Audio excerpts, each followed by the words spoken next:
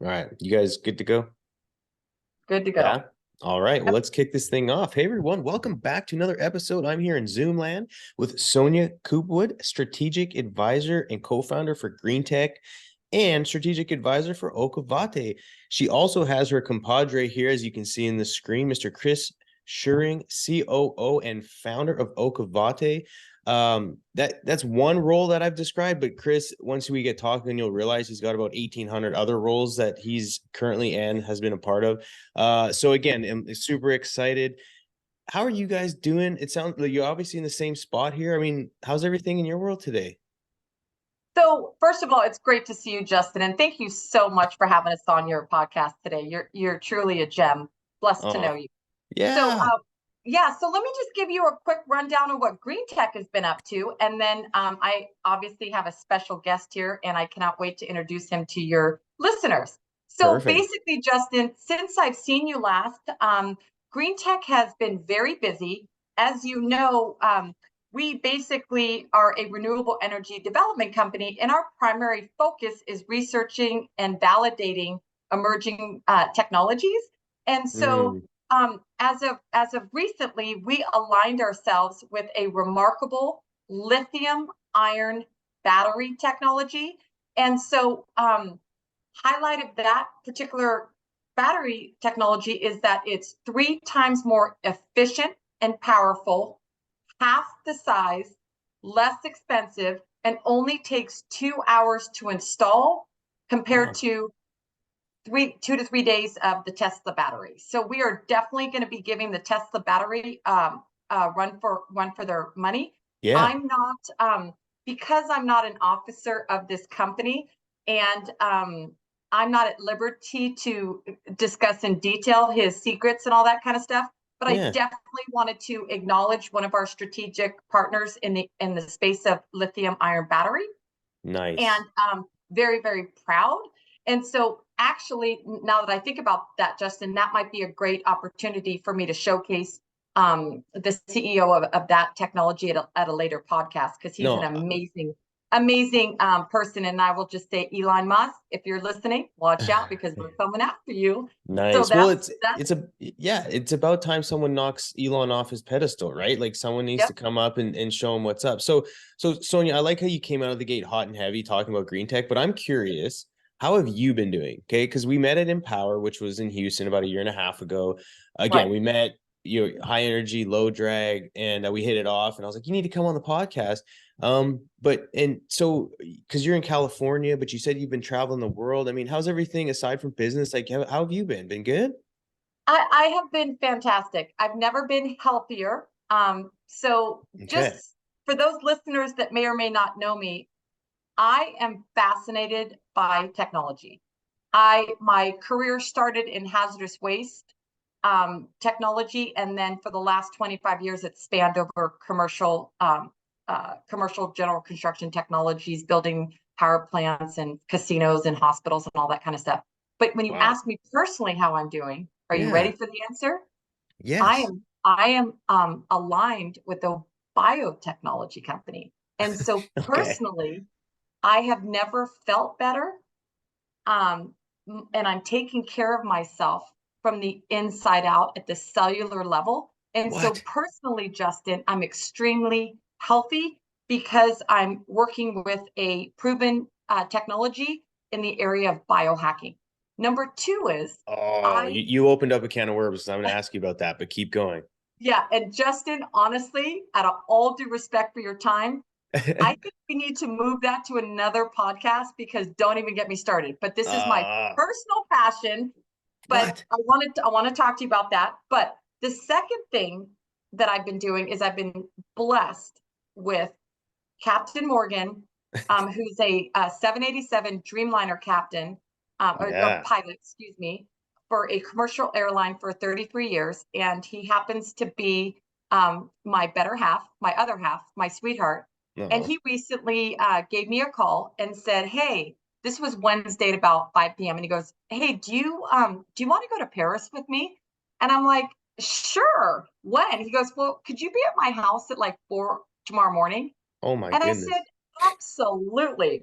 So basically, I flew to Chicago, and then Captain Morgan got in the captain's seat, and I got super spoiled, and I flew to and from Paris, all What? within 48 hours, yeah. Loved So it. Wow. Paris, Cozumel scuba diving, Chicago eating a Chicago dog. I'm traveling the world, and so if it for the since I met you, I've done a lot of traveling on behalf of Greentech, and Yeah. now I'm doing it in my personal life, and I'm Oh, having a ball. So I'm wow. very happy. I'm very happy. Yeah. And with all that being said, when I'm home, I'm a country girl at heart. I've had horses my entire life. And Okay. tomorrow I'm going to haul my horses out with my girlfriend, and we're gonna be riding all day. So Nice. horses and country, it grounds me.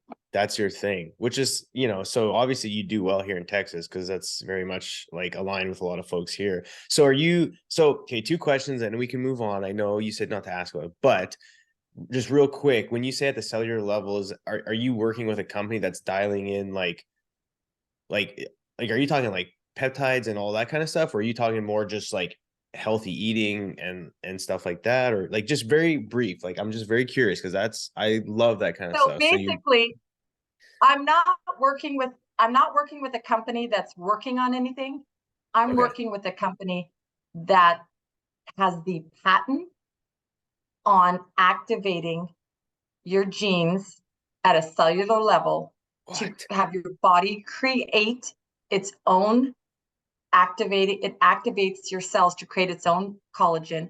And number two, they are the scientists invented one yellow pill. We call it the yellow pill, Okay. and it guarantees to reduce a mammal's oxidative stress by 40% within 30 days.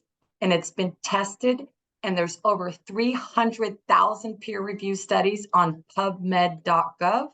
That Okay. is where all the medical professionals and scientists go Yeah, to validate their research. They don't believe in gossip and opinions on Google. of And course. so if this clinical study is not found on PubMed.gov, they're not playing. So Hmm. Justin, that's a whole nother conversation. I It told is. you that Chris can handle this 45-minute call. Well, guess what? I'm going to take that conversation for 45 minutes. And I cannot wait to discuss that. So I'm I'm pretty, yeah. aligned. It's a publicly traded company. Let's leave it with that. Okay. So let me just move along, only because I want to respect everybody's time. But 100%. so Justin, there's something else I'm really anxious to tell you. Okay.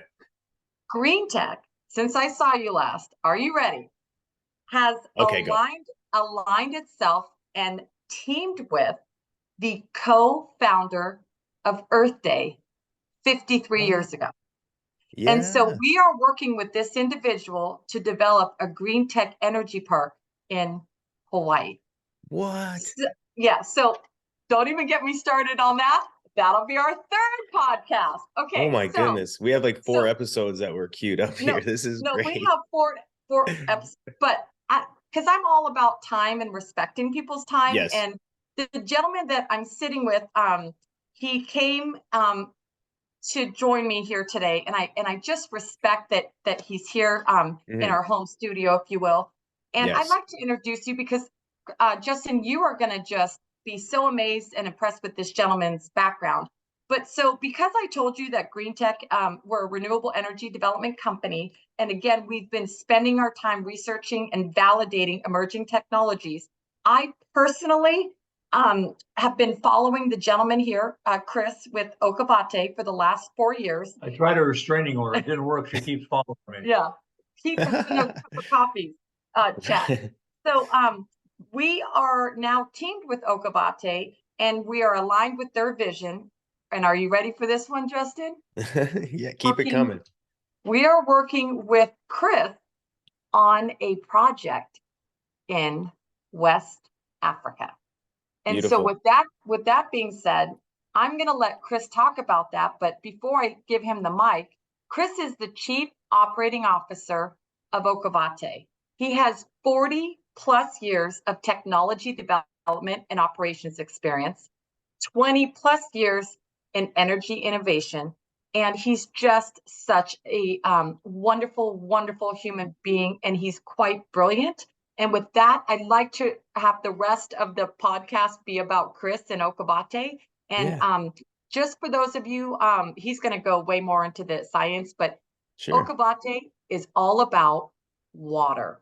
So, Mm. ladies and gentlemen, I'd like you to meet Chris Shuring. Hey, how you doing, everybody? How's it going, Justin? Awesome, Chris. It's an absolute pleasure. And again, Sonia, thank you so much for making the introduction.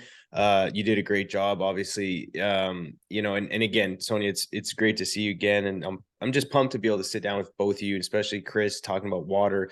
For someone like myself, being in oil and gas, there's always been a challenge with water consumption, especially on the frac side and everything else. So when Sonia was like, hey, we should talk about water, regardless of the water that you're, speaking of, and perhaps some Right. of like the technologies that you have, it's just it's a hot topic of discussion. And so wherever Right. sort of that goes is always fascinating. But so Chris, I mean, let's just kind of back up a little bit. I mean, you've got a lot of experience. So one that really stood out to me, and then we'll keep going, I promise. Right. But you worked with Okay. Atari back in the day. Can you tell us what you did with Atari? Yeah, I actually, I'm gonna have to go a little bit step further back just to add a little color to the story. So Okay. before I started working at Atari, I was a lumberjack. I was a choker setter in the Sierra Nevadas in California. And Okay. I went to Atari on a reference for a job, and they hired me on the spot, and I became a printer operator. So I was a printer operator at Atari when I first started there.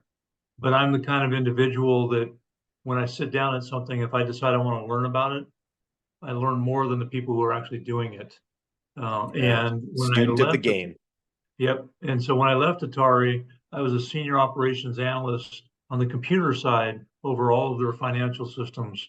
And so I was an MVS operator, COBOL programmer, what was called then a JCL, JCL expert. Yeah. And I was a senior operations analyst over all their finances from a Oh, computing standpoint. I wasn't an accountant, but from a computing standpoint. interesting. No, it caught my eye. As someone who grew up playing video games, I was like, I had to ask, you know what I mean? Yeah. No, and the interesting thing is I probably still have wrist problems from it. But the interesting thing is we worked in the corporate office, and the corporate office, the building, had a game room. And Mm, in that game room were all the current arcade games from Atari and others. yeah. And we would work 13-hour shifts. So we only worked 4 days a week. And the rest of the time we'd be in the game room playing arcade games because it was free. Right. So we go in there and play Centipede and Asteroids and things to the point where Nice. our hands wouldn't work anymore. uh, because it was between us all, the guys in operations, to see who get the top scores all the time. Yeah. So Uh, you were doing cool shit way before Facebook and Google were in their offices, obviously. yeah. So, About cool shit once you get to know you know, Right? I met Steven Spielberg in the hallway one day. I didn't know who he was, but I met him in the No hallway one way. day, and we'd had those What? kind of people come through and that kind of thing. And then the crash that happened at Atari was they did a game called E.T. And when E.T. came out, they did this huge press release and party, and all over the corporate offices there were Reese's Pieces, little candies that Mm, they ate in ET. They were everywhere on the floor, kind of thing, and it was part of the whole marketing deal. Brought out all the press, and guess what? In front of the press, ET didn't work. mm. And when it didn't work, that was the end of Atari in that scope at that No particular way. time. And Wow. so I left from there and got involved in computer operations going forward. And for the next 20 some odd years, I parlayed my career into running and operating and controlling and designing international data centers for corporations. So Ah, at the end okay. of my .com career, I was running data centers in Germany, England, Tokyo, and South Korea, and a few places in the United States, Hmm. in charge of huge budgets and 7,500 servers spread across the country and around the world to be able to do search engine technology. So Wow. So I'm sure you, and again, we don't have to dive into it, but I'm sure you have a pretty interesting take on today's technology and how Right, fast it's evolving, which again, we don't need to dive into, but and I right, appreciate giving context to your background. It's always interesting to kind of peel the onion a little bit to hear who we're really talking right, to. right, So I'm going to fast forward and talk, because so Okovate, you guys sort of right. focus on water, but as being the founder, what, like, at what point in your career, or what sort of spurred you to have this idea? I mean, did it come out of, environmental enthusiasm? Did it come out of, business opportunity? Like, talk a little bit about what was the purpose and the why behind starting a company like this. It, on one hand, it came out of an overriding purpose to try to do the right thing, but primarily it came out of business opportunity. I look at my life, and I can only speak about what I do and how I do things. I look at things as an adventure. There's never a problem, there's never an issue, there's never something that is insurmountable. It's just an adventure. Nice. And so, how I got started in this business is about 12 years ago, somebody came to my office. And at that time, I was in the algae carbon capture and storage business, Oh, wow. where I had Back when. patented and engineered the world's largest closed loop photobioreactor system for the purposes of carbon capture and storage from power plants. And a guy Wow. brought an atmospheric water generation system to my office. And at that time, it was like a water cooler, 3 feet tall, 2 feet square, attractive plastic outside atmospheric water generation system. You plug it in a wall, and it basically dehumidified the air, and you got a couple quarts of water, drinking water out of it every day. Mm, And he gave it to me, and I thought, oh, this is kind of cool. You don't have to haul in bottled water, all that kind of stuff, and it doesn't make noise. It sits over there. I can put a plant on top of it. I thought, hey, this is pretty cool. yeah. So then I fast forward to about 3 years ago, maybe 3.5 years ago, an individual came at me, the same individual came at me and said, hey, we're kind of doing this thing in the business. Do you want to get involved?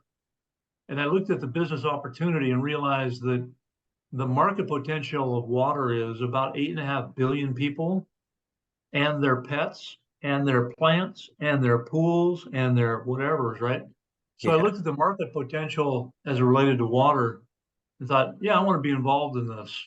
Um, Prior to that, I was also the chief technology officer of an emerging professional football league. So I've been in the C-suite for a while doing different things.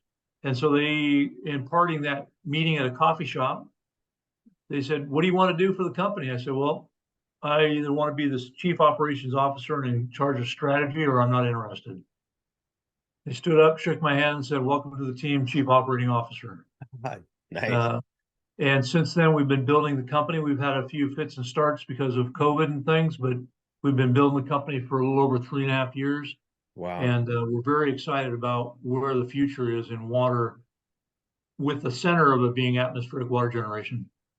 Phenomenal. So what would you say, like, at a 30,000 foot view, when you look Right, at just water in general, and I'm sure you could put in different buckets for whether it be right, for agriculture, for right, residential, but in general, like, right, what is the biggest problem that we have? And you can either speak on it domestically or globally, again, right, whatever you think makes the most sense. But like, what is the biggest challenge we have for water? Because someone like myself, I go to the fridge, right, I can get water out of the thing, I can get water out of the tap. I go to, right, gas stations, there's just an abundance amounts of water. So someone like me who right, lives in a bubble, it's like, oh, is there a problem with water? It doesn't seem like it. And more than right. half the world's covered in it. Like, what's the big deal? Like, can you kind of give some context as to what some of the Of challenges we're course, faced with water?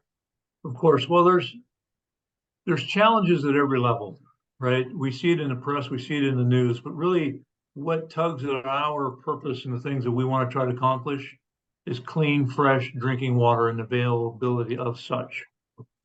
Last year, 60 million people died because of waterborne diseases. Those 60 million people, if they had clean, fresh drinking water, would still be alive today.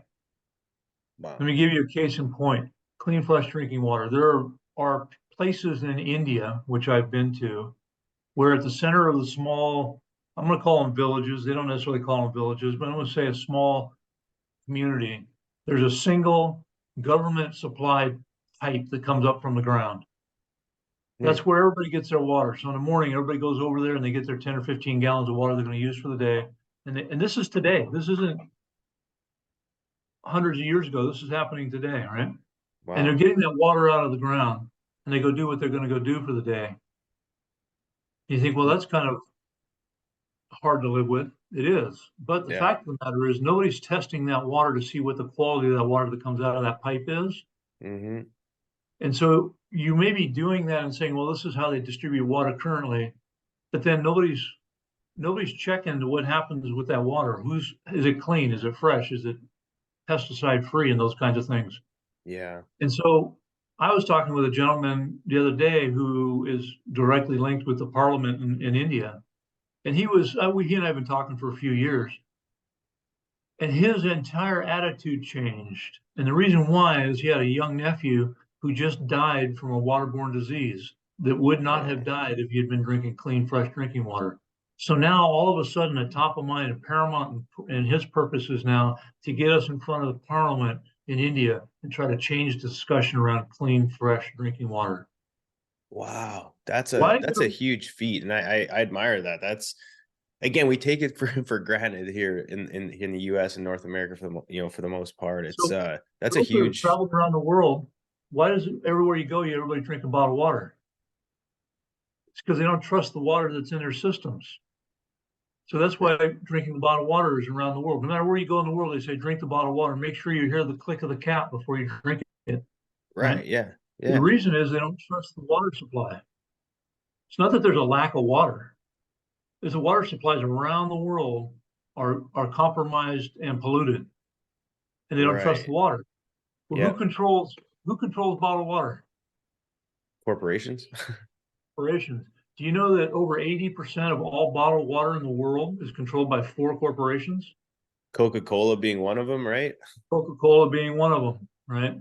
Yeah. And so you look at that and go, obviously there's a problem. Let's go solve the problem. And that's really what we're looking at doing. Now there are corporate things we can solve, there are industrial things we can solve, agricultural things we can solve. Yes, all those things are important. But if I can put something in place where I can help to start curb the 60 million people who die from bad water every year, Yep. really, That's, seriously, is there anything more important?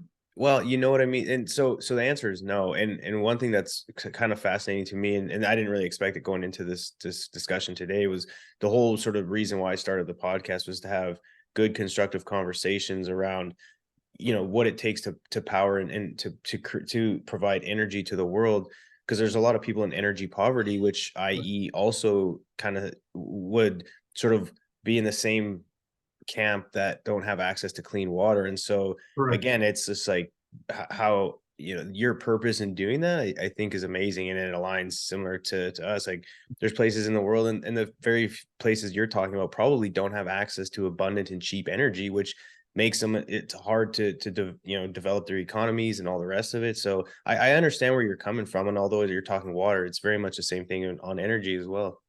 Of course, and the energy component is part and parcel to everything we do. We're involved in hydrogen fuel cell development, solar panel manufacturing development, Wow. wind and solar, battery technologies, such as what Sonia was referring to, and those kinds of things. So we're Yeah. involved in all those things because it requires a synergy of technologies to solve these problems, right? Yes. So I worked on a solar project, and a lot of people don't realize this, but in some of the, I'll say, developing communities, not necessarily developing nations around the world, Yeah. either through deforestation or other purposes, people are dying because of carbon monoxide poisoning and lung diseases. Why? Because they go out into the forest and they cut down all the wood and they bring it into their homes and they burn that wood in the homes. And you go to those homes in those villages and places like that, and the entire ceiling and everything else is black. The reason why it's black is because they don't have electricity, they don't have power, and so they're Yeah. burning all the wood to keep themselves warm and cook food interior to the established houses. Then Mm. you go to rural India, and everybody has a 5 kW diesel generator that they bought off the black market Yeah. that says Black and Decker on it or Home Depot or something on it, and they're running that. And you look at all the homes, and they all got dishes on them because they all want to have internet access and a light bulb. Yeah. So what they're doing is they're running really crude, poorly designed generators, running poorly utilized diesel Mm. outside of their homes, and creating all kinds of pollution simply Wow. because they want to have a phone and internet access. Yeah. They And want things that, yeah. they're killing themselves over it. Mm-hmm. So you can Wow. go to those communities and you can say, hey, let's put up a as small as a 3 kW solar panel system. And the other Sure. thing that comes into play is they have no refrigeration. Mm. Right, because they don't have And you think, electricity. well, what do they want to? They want to make sure that their chicken is cold? No. What it is without refrigeration, they cannot store penicillin. They cannot store medical supplies. They cannot store Ah, vaccines. So right. therefore, they die because they got a cold because they have no refrigeration to keep medical supplies. Man, that's so So crazy. it's a huge global problem that interior to what we do as a living here in Western civilization as a whole, Yeah. we are shielded from that.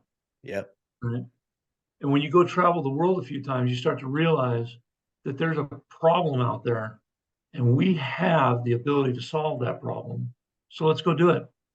Yep. No. What, and real quick before, because I'm curious on some of the technologies that you guys are developing and working on.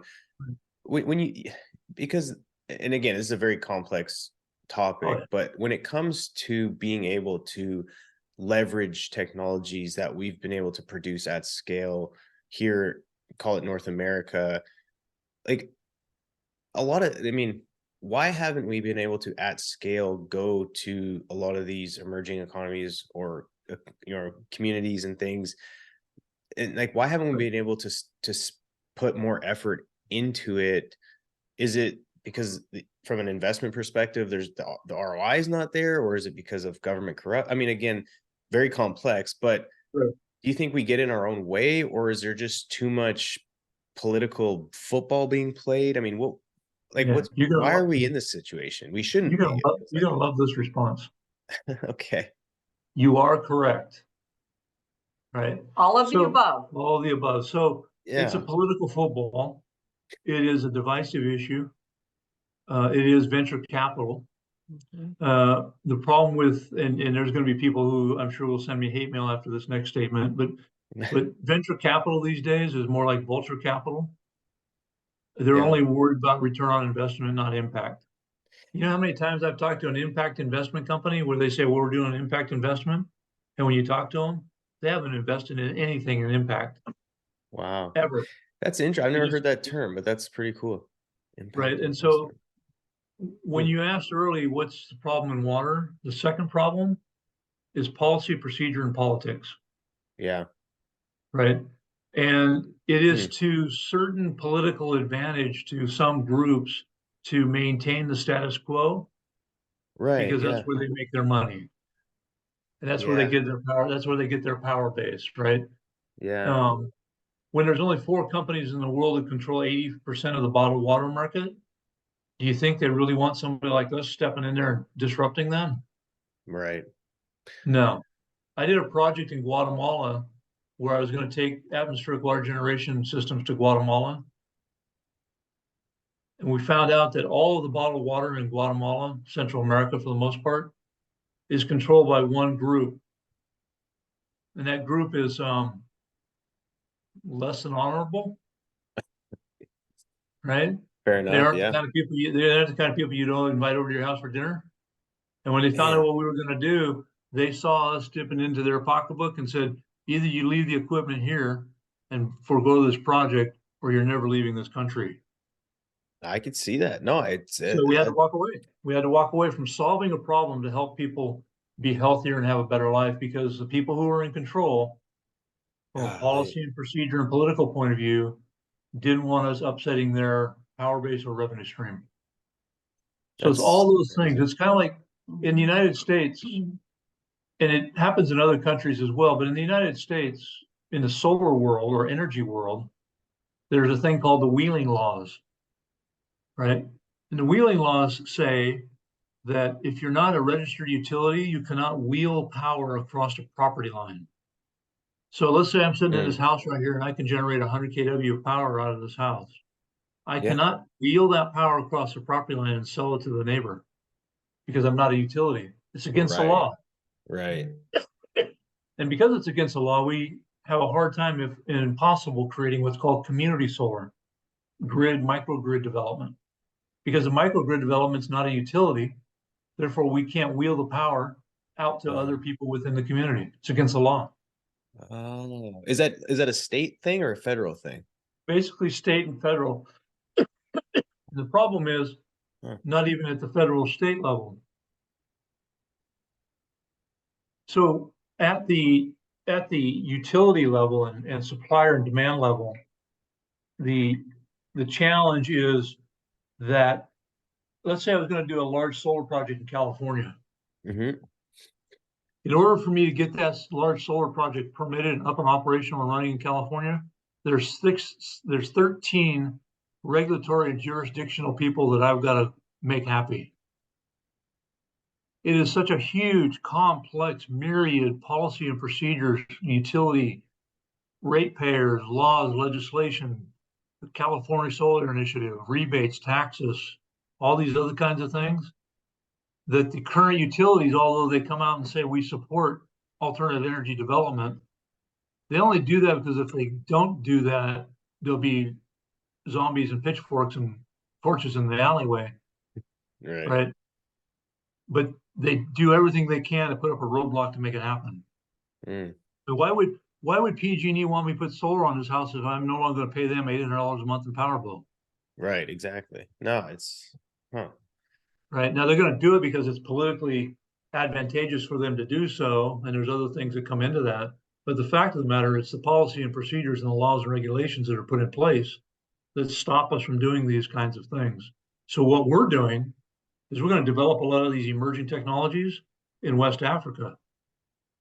And once we get them commercialized and proven and prototyped out in West Africa, we're going to export them out of Africa as a new product, a new industry, into the rest of the world. Man, that's phenomenal. That's truly making a difference. Then we can develop the industry, personnel, lifestyles of people in West Africa while changing the world. Wow. That's I'm pretty passionate about all this. Yeah, no, I mean it's that's stuff where legacies are built, like being able to do that and see it through, having the resources, the capital and everything else, is just amazing. So how does tying it back to water, how does Okovate sort of like what piece of the puzzle is coming into fulfilling that venture or dream, if you will? Right. Well, to let people know what atmospheric water generation is basically the process of taking all the humidity out of the water. All the humidity out of the air. Oh, yeah. And condensing it through industrial purposes for drinking water and other things, right? So if I'm drinking a glass of iced tea and the glass is colder, this is a stainless steel cup, and the glass is the material inside is colder than the outside air, it's going to create condensation on the outside of this cup, right? Yeah. Sorry, I had to put a throat lozenge in my throat this time now. Okay, no worries. The condensation that's collected on the outside of that stainless steel cup is exactly the thing we're doing. It's been done for thousands of years in different ways. But what we're doing is we're going to industrialize it and turn it into condensation on steroids, right? Wow. So our largest machine is the size of a 40-foot semi-truck. Okay. It has a capacity to produce up to 10,000 gallons a day of water. It's going to run on batteries, hydrogen fuel cells, and solar, so it doesn't have to be grid attached. Okay. So, yeah. So then that water can be repurposed for whatever we want to use it for.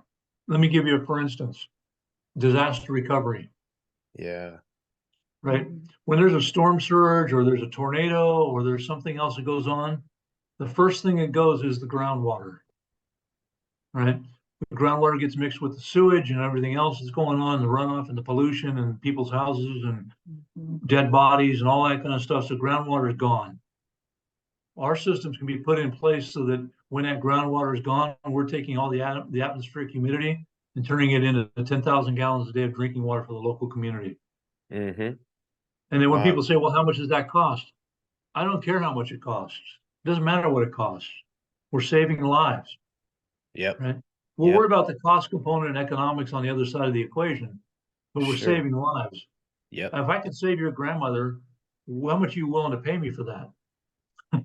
Yeah. Right. Oh, I the mean, value of a let's life. get Yeah. real. Right. So it gets down to those kinds of concepts and thought processes that drive our economics and the reason why we do what we do. Oh, that's fascinating. And so, we talked about West Africa and we've talked about sort of just different parts, but can you kind of discuss how these systems are optimized for, say, the different geographic locations and different environmental conditions? Right. And our baseline equipment is going to be the same no matter where we put it. But everything we develop is remotely controlled, and we're building a command center to control from one place, every place in the world.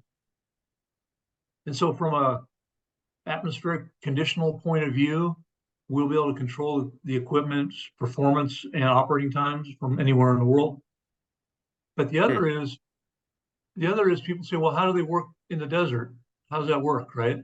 Right. Well, if any of your listeners, they can do a search on Dubai or the United Arab Emirates. Yeah. They can look at pictures of those locations in the early morning, late evenings, and they're very proud to show you that the entire country is covered in fog. Huh. Fog is humidity. Yeah. Huh. Right. Yeah, we're not going to run it at noon when it's 120 degrees out. Right. We're going to run it like gangbusters at 2 o'clock in the morning. So, like, hypothetically speaking, how,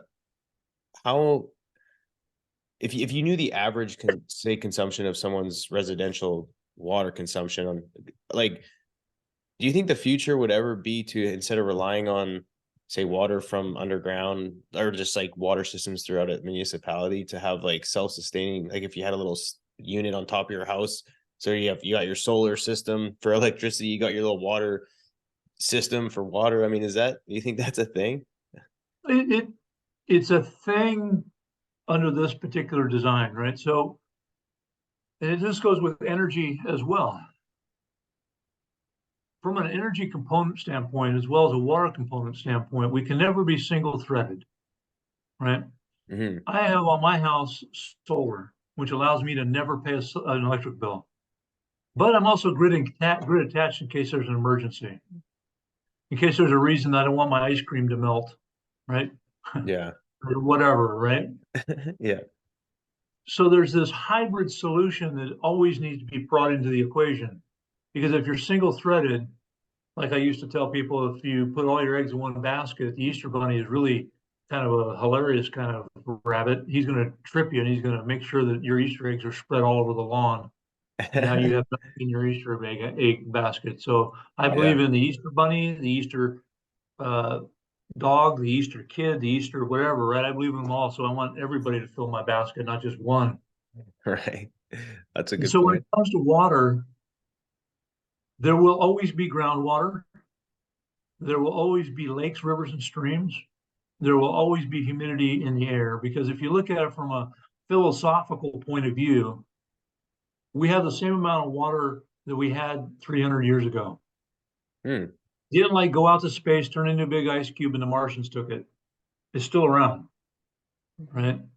Yeah. How we use it, how the policies are written, how we access it, how we transport it. Here in California, we have this great thing called the California Aqueduct. It goes from Northern California to Southern California. That aqueduct loses about 5 million gallons every quarter of water just in evaporation, because it's an open canal. Right? That's 5 million gallons of water every quarter that is lost to the atmosphere. Wow. Right? And then when we look at, hey, we got this atmospheric river, and this atmospheric river is going around the world, and we call it here in the United States the Pineapple Express or whatever. It's going around the world. That river is something like 300 miles wide, right? And it spans the entire globe. And it's a continual movement of moisture in the atmosphere. But the problem with that moisture in the atmosphere is it creates ice particles on the upper part of the atmosphere, and those ice particles trap heat on the earth and reflect the sun's energies coming in, and because it's an ice layer. The more water there is in the atmosphere, the more bigger that blanket is. So the water is there. We just have to find better ways to utilize it. So what we're doing in Ghana to do that is that we're going to be building homes in Ghana. By the way, we're going to be using 3D printing machines for robotics to print those homes, just as a sidebar. What? And each one of those homes are going to completely be independent. There will be no grid attachment. Cool.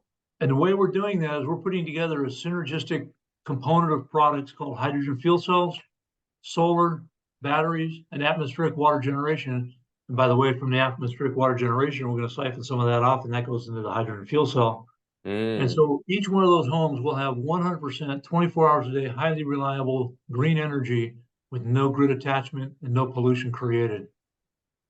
That is amazing. So yeah, you can do those kinds of things, but you can't do that if you're going to farm 100,000 acres. You've got to have a hybrid solution and other things to do that.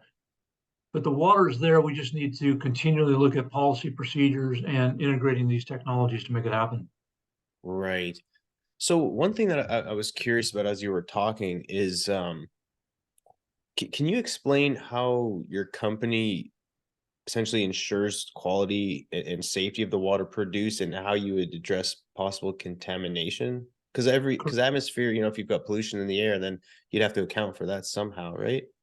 Well, we account for it in a lot of different ways, but actually you'd be surprised how much unpolluted water we create from polluted air, right? Because we're not creating condensation of the pollutants, we're creating condensation of H2O, right? When you have your glass of water out on your front porch and is creating condensation on the outside of that tea glass, I don't care what the water quality is, you can lick that water and it ain't gonna hurt you, right? Gotcha. Okay. Right. So there's that baseline, but within our systems, and it's part of our requirements and so forth. First, I'll talk about quality of water. The quality of water from an internal point of view, with a lot of very cool technology that we're partnered with, we're going to be monitoring that water quality on a second by second basis, right? So we have sensors and controls that tell us what the quality of that water is. Okay. Also, it tells us what the quality of the air is on the internal part of that machine. So no matter what air we're sucking in, we're monitoring and controlling the air quality within the machine, which then we control and monitor the water quality that comes out of the machine. And then according to the solution that we're trying to provide, we remineralize the water to meet that solution. So if it's for human consumption, we remineralize it so that it meets all the Clean Water Drinking Acts and all those kinds of things, and is way above whatever the EPA might want us to do. But if we're creating that water and we're going to use it in a data center, we may not mineralize it, but we may ionize it. Sure. Right. And those kinds of things, because when we go into a data center, we don't want to mineralize it because we don't want to have calcification across their systems. So we want to ionize it and use it as distilled water across their systems, so there's no calcification or scaling within their systems. Yeah. Right? Yeah. And when we provide water that's not creating scaling within a computer data center facility, we save them hundreds, if not millions of dollars every year from them having to descale their systems from a water quality point of view. Right. So there's things that we do depending upon the solution we're providing. And a long way to answer your quick question is that we have a solution to solve those problems through science and technology and policy development. We just need to work together to make it happen. So, as a quick pivot here, I'm in the world that I live in, which is drilling and completions in oil and gas. A lot of the big challenges is the amount of water we use in frac stimulation. So hypothetically speaking, if you're on a frac site, and I don't know how much water you typically pump on a job, but in theory, you could plant a few of these units, because you said, like, let's just call it in West Texas. How much water could you accumulate, assuming the biggest unit, and use on a daily basis? Because that would be an absolute game changer if they didn't have to haul water from God knows where. Yeah, and Sonia's gonna give me a glass of water because I talk a lot. I talk a lot, so my throat's giving out on me a little bit. No, that's fine. The answer to your question is, first we want to find out what the problem is. A lot of people in industry try to solve a problem without understanding what the problem really is, right? And we've had discussions in the oil and gas industry. Matter of fact, in Bakersfield, California, our science team went in and successfully repatriated the water out of a oil settlement pond by separating the oil and water and turn the water into drinking water. Wow, that's huge. It's huge. It's huge. Mhm. And so in the fracking industry, they're pumping water down into those holes, maybe at 2,500 gallons a minute or whatever. They're pumping it down into those holes, and the water comes back up and all these other kinds of things. And then it goes into the same kind of process, a settlement pond or whatever. And Excuse me. then the water's polluted. They can't do anything with it. Mhm. So first we would go in and say, number one, what problem are we trying to solve? Yeah. Number two, how do we solve that problem, right? And if we needed to generate 10,000 gallons of water a day, we're going to put the systems together to generate 10,000 gallons of water a day, whatever those are. Because we sell the solution, not the tool, Okay. right? So when Sure. you're out there and you're roughnecking an oil well, the tool is the drill rig, the tool is the human, the tool is the chain setter, all those kinds of things. The product is the oil. That's what you're selling, Mhm. right? We're in the same Sure. kind of situation. We're selling the solution and we're providing the solution to those problems, right? And then from that, we look at how do we then roll that through the rest of the world, right? So we've actually had discussions around fracking and all those kinds of things. Our biggest challenge, if you will, is that we have a client potential based pipeline that if we were to turn the switch on that pipeline right now, it would keep us busy for the next 50 years. Oh And yeah. we'd have plants all over the place. So we're Hmm. looking at all those industries to help solve those problems, but we're getting calls from countries and presidents of countries to come solve their problems too. Wow. So we're trying to prioritize those and understand, but it's really our mindset is in total, whether it's energy, water, or the collaboration of technologies, really we need to understand what the problem is we're solving. And Yeah. I implore everybody else to do the same thing. Because if you can understand what the problem is you're solving, number one, you're solving a problem. Number two, you're not just arbitrarily putting equipment out in the field for your own grandiose plans to say, look what I did, right? Yeah. It's like those big solar collectors that are outside Las Vegas that use the sun. They're cool and they're great and everything else, but they cost a lot of freaking money. Mhm. And then they've got to take all that energy and pipe it over the Sierras and everyplace else to get it where it's going. And then they burn down the forest because they have transmission lines going across the country. Why didn't we just do a bunch of community solar and not have to build that $50 billion monstrosity out in the Nevada desert where Yeah. nobody lives? Right. No, it's a fair question. You Right. mentioned Get me other. started. I can't stop. No, it's okay. This is why we're doing this. Yeah. Earlier we mentioned and we started talking about the it was like a city, a smart city. And in the interest Right. of time, I had a couple questions on Okovate, but I feel like this kind of also ties into what you're doing. I'm very Right. fascinated on that. Can you share what you're doing on the smart city out in, I think it's West Africa? Because that is Right. really interesting. Yeah. It's in Ghana, West Africa. And we're working with a group there and they've got access and rights to, I'll just say several 100,000 acres of land. Okay. And on that land, they're going to build a smart city using all of the most current technologies. So we're going to be 3D printing with robotics, all of the buildings. Over initially 5,000 homes initially will be built. We're going to build one home a day. What? And one home a day with 3D printing How is big are going we to, talking? Just yeah, curious. huh? How big of a house? How big a house? 2,500, on average, 2,500 square foot, 3 bedroom, 3 bath In a day? in a day with 3D printing. Now they're going to come along and it's going to take them What? 3 or 4 more days to put the trusses and things on for the roof structure. But all the walls and interior walls will be built in a day in each one of those homes. And what we're going to do is we're going to deploy Wow. 6 robots. So it means we're going to build 6 homes a day. It also means the What? 40,000. It also means the 40,000 square foot factory that I'm putting together to build atmospheric water generation equipment is going to be 3D printed, and it will be the largest 3D printed building in the world. All of the entire city will be connected with IoT devices, smart sensing devices, LED lights, security, underground, everything. If you could think of a technology that rolls out in a community, whether it's Ring doorbell or whatever, we're going to be employing all of those kinds of things. They're going to be building an airport and a university. The university is getting underwritten by the United Nations. So we're doing all those things. And from a smart city perspective, what happens is a person can move into a home. When they move into the home, they're going to have broadband internet access. They're going to have an installed security system. They're going to have an installed power generation system using solar, hydrogen, fuel cells, and batteries. They're going to have on-site water generation, so there's no reason to pipe water from some other reservoir somewhere else in the land. They're going to have on-site water storage. We're going to put in a 4,000-gallon storage tank for the community. So as the water is generated for the community, for every 15 houses, there's 5,000 gallons of water being stored underground. All these kinds of things, so that when you drive in, we're going to propose that every home is allocated a hydrogen fuel driven car, like the ones that Toyota makes, right? Wow. Okay. So you don't have to worry about it.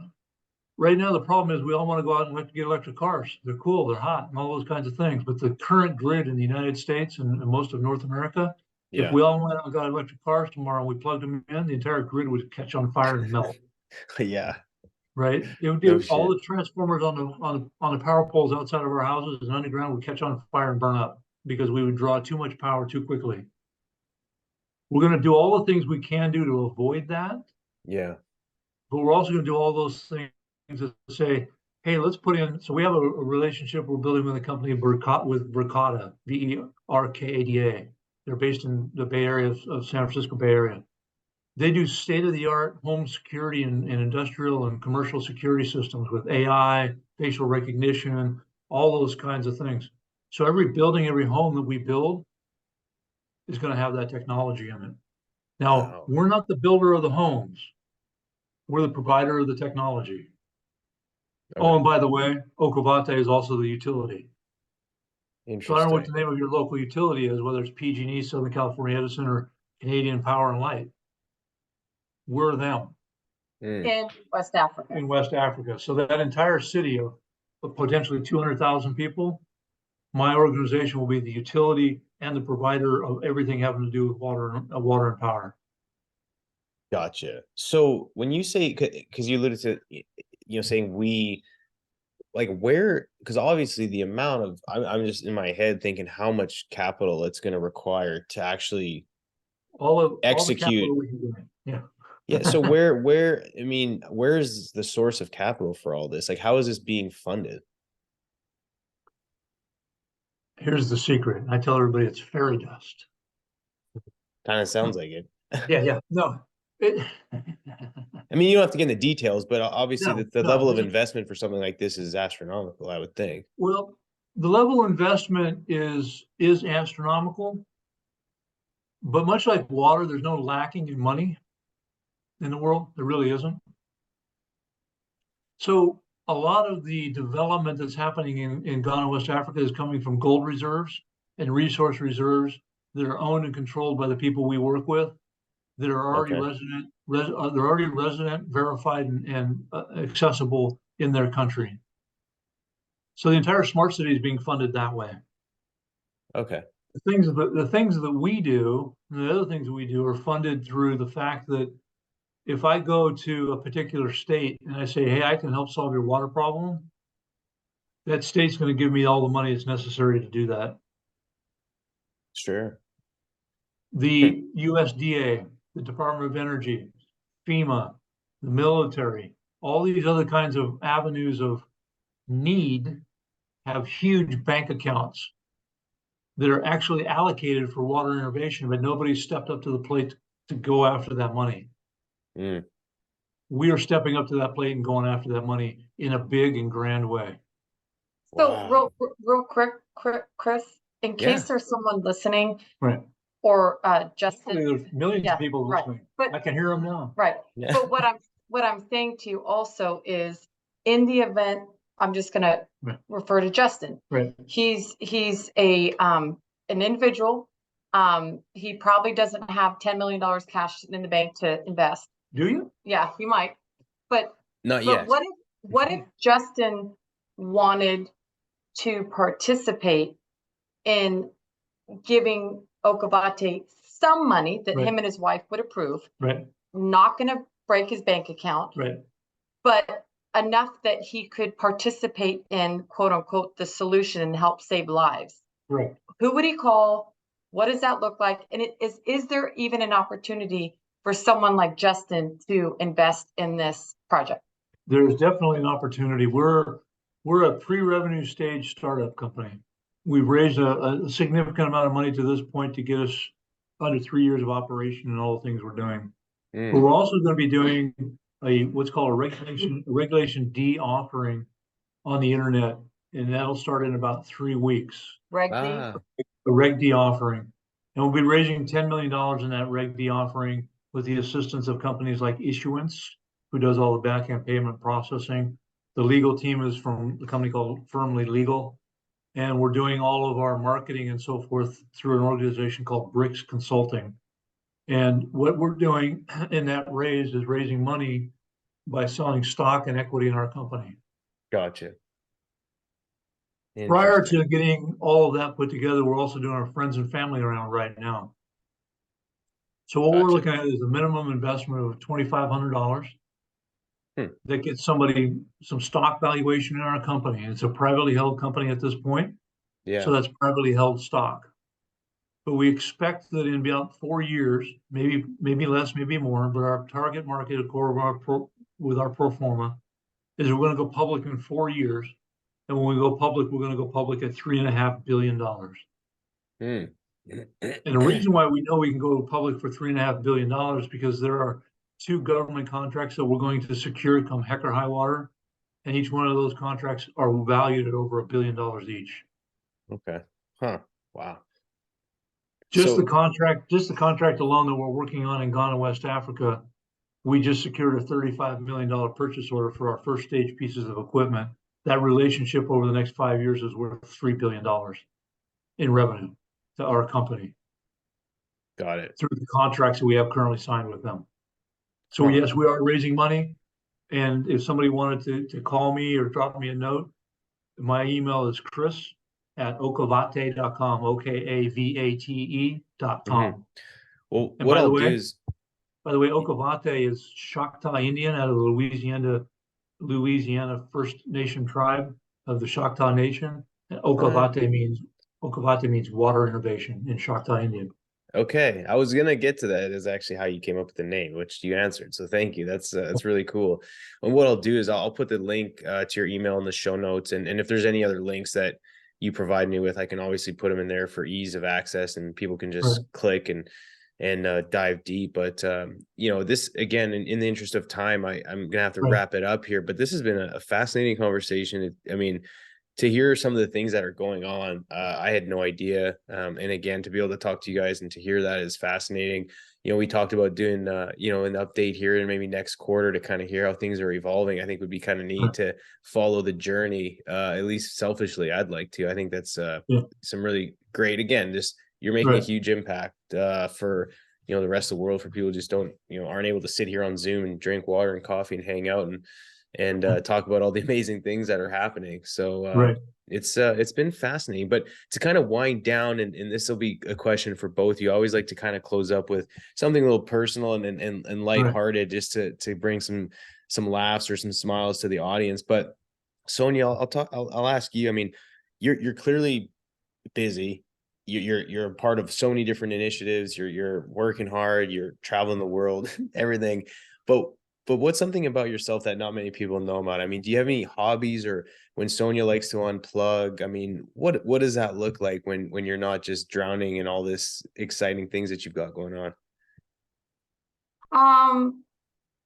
My dog, my family, my horses.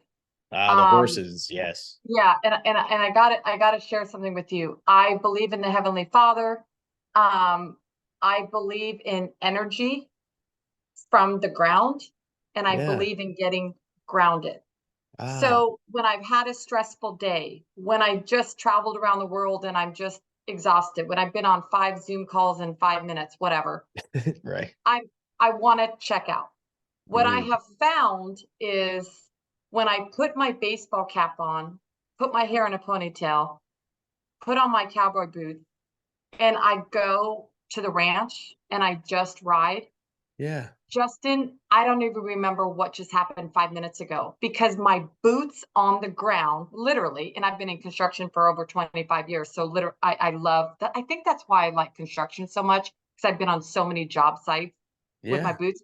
The universe and the ground, the outside air, everything just grounds me. I can't explain it. The other thing is my horse is always happy to see me. Yeah. He always listens to me. What's his name? And he doesn't talk back. So he's 16 one hand. He's built like a brick shit house. His sire is a 3-time world champion. He's an amazing, strong animal, and I love him. He gives me strength. That is my passion. And really quick, when he was born, because he's registered through the American Quarter Horse Association, and his bloodlines are very, very prominent. So when he was born, he was named One Cold Corona. And so I'm not, it's like everyone has this long name on the birth certificate. So his barn name, his everyday name, is Corona. And so when I saw him and when I saw his name, for all those people listening in the Hispanic community, cerveza? Anybody want a cerveza? Okay, amigo, comprende? You know what I mean? So agua, right?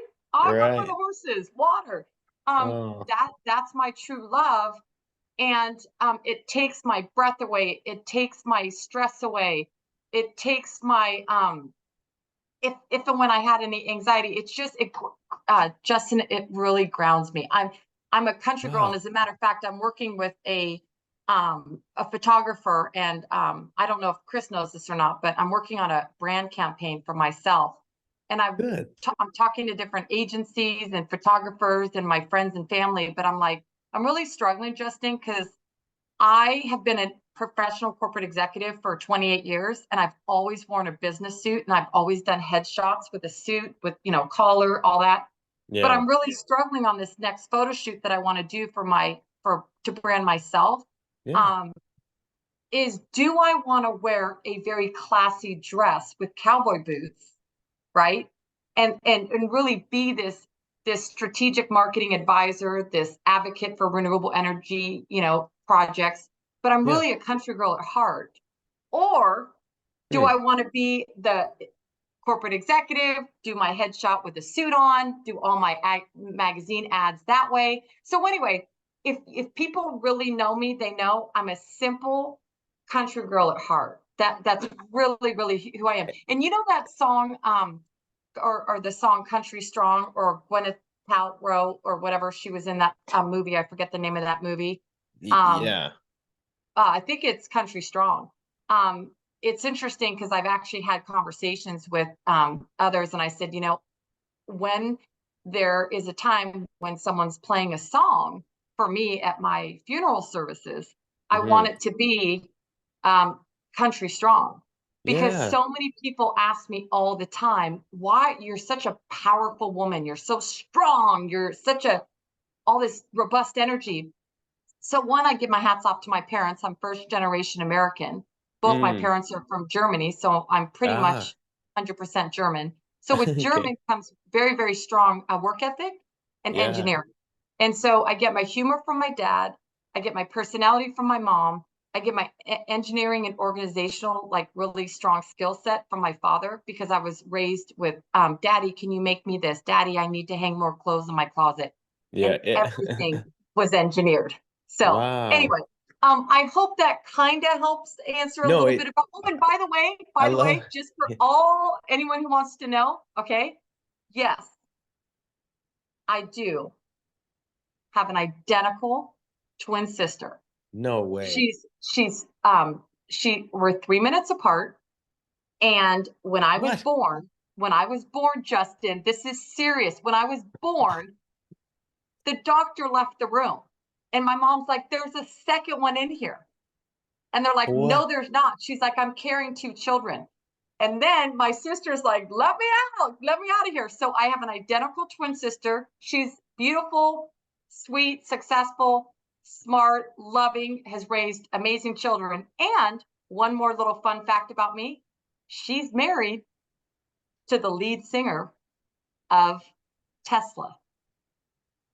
The So lead if you want to singer? Google, if you want to Google What? Tesla theband.com, or you want to Google Jeff Heath, he is the lead singer of Uh-huh.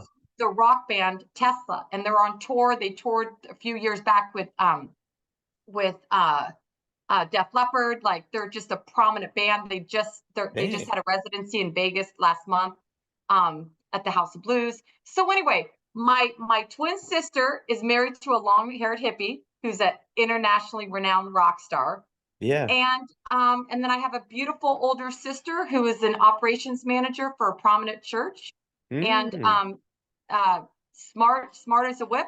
And just that's a little bit about my family. I love that. And I appreciate you sharing that. That was great. And one thing I'll add to that, and to sort of help you kind of guide you in the branding Yeah. space, I personally, I would double down on who you truly are, and I wouldn't go with the suit. I wouldn't do like, people want you, because most people can easily dress up in a suit and tie, and it be this, the typical vanilla style, which again, I think you'd probably make it a little more than vanilla, but I would double down on be you. Like, if you're going to do your personal brand, don't tailor it to what you think people want to see you as.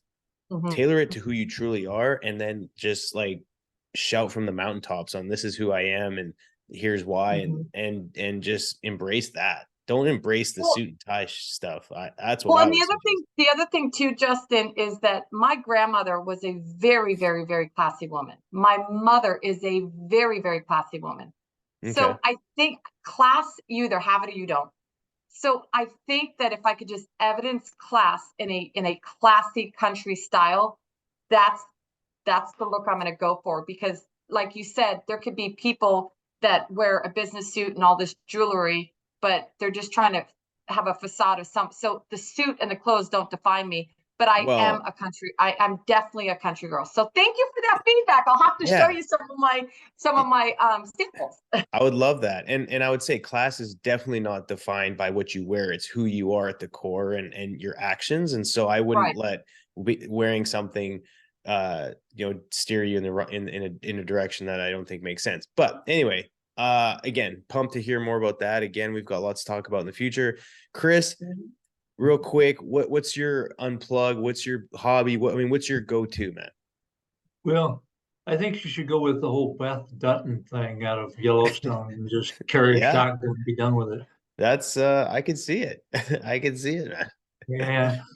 Well, it's strange. I used to unplug for a lot of things and do a lot of different things, but my my go-to is building a legacy for my grandkids and the future generations. So that's really where how I unplug. That's what I do. But um, one thing that maybe they wouldn't know about me right out the gate kind of deal is I also used to do Hawaiian outrigger canoe racing, open ocean, at a world-class competition level.